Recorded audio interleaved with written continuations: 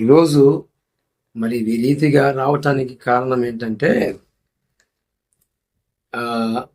కొద్దిమంది, అందరూ కాదు, నా భారతదేశ ప్రజల్లో ఇంకా కొద్దిమంది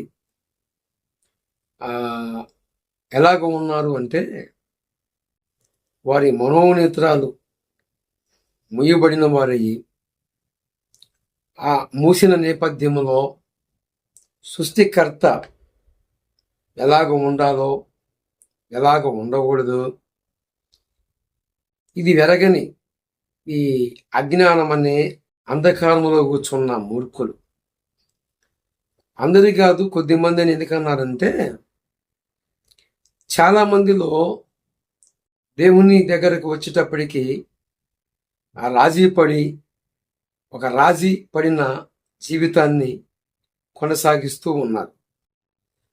తర్వాత భక్తి అనే ముసుగులో మనం పోతున్న మార్గంలో మోక్షానికి దారి ఉందా, అసలు మనం పోతున్న మార్గం కరెక్ట్ అయినదేనా అనే ఆ విధానము కానీ, ఆ గ్రహింపు కానీ లేకుండా వీరు ప్రయాణం చేస్తూ ఉన్నారు.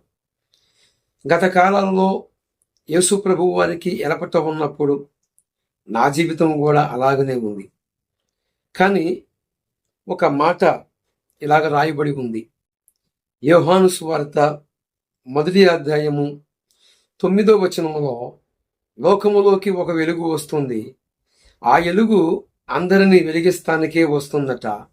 ఆ వెలుగుని ఎందరైతే అంగీకరిస్తారో వారందరినీ ఆ వెలుగు వెలిగిస్తుందట.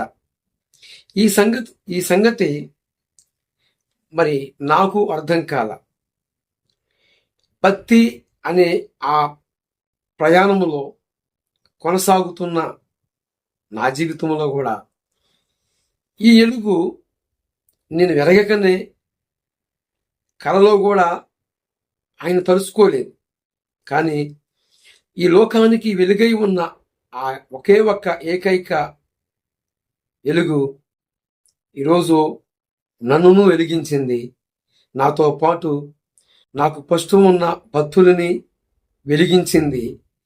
ఆ వెలుగే అందరి కోసము శరీరం ధరించుకొని ఈ సృష్టిలోకి మాంసమును, దేహాన్ని మరి ధరించుకొని సృష్టికర్త సృష్టిని చేశాడు.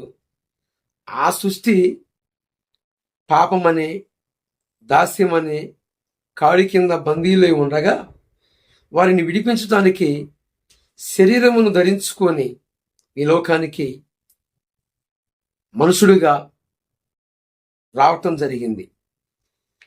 ఒక్కొక్క త్రాష్టుడు, ఒక్కొక్క నీచుడు, నీచ నికృష్ట దౌర్భాగ్యుడు, ఈ కరుణాకరు సుగుణమ్మ కావచ్చు, బోకరైన లలిత కుమారి కావచ్చు, ఇక డిస్కీ అనే వ్యక్తి అనగా రాధా మనోహర దాసు కావచ్చు.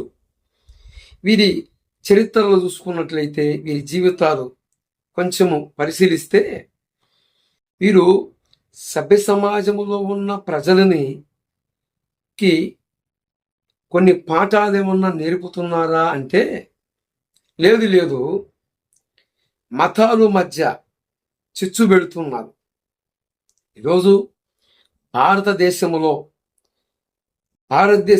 నా మాతృభూమి, భారతదేశంలో ఉన్న ప్రజలందరూ నా సహోదరులు సహోదరి అనే ఆ మాటని ఈరోజు ఇలాంటి మూర్ఖులు మాటలు విని కొద్దిమంది వారి జీవితాన్ని పోలీస్ స్టేషన్ పాలు కావటానికి కారణం, ఈరోజు ఇలాంటి మూర్ఖుల మాటలు విని ఈరోజు వారి జీవితం చాలా ఉంది.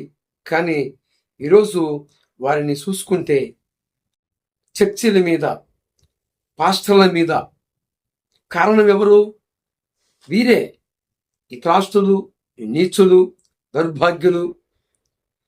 ఎందుకు ఈ మాట నేను ప్రస్తావించానంటే, ఫస్ట్ తనేందో తనకే ఒక నిలకడ లేదు.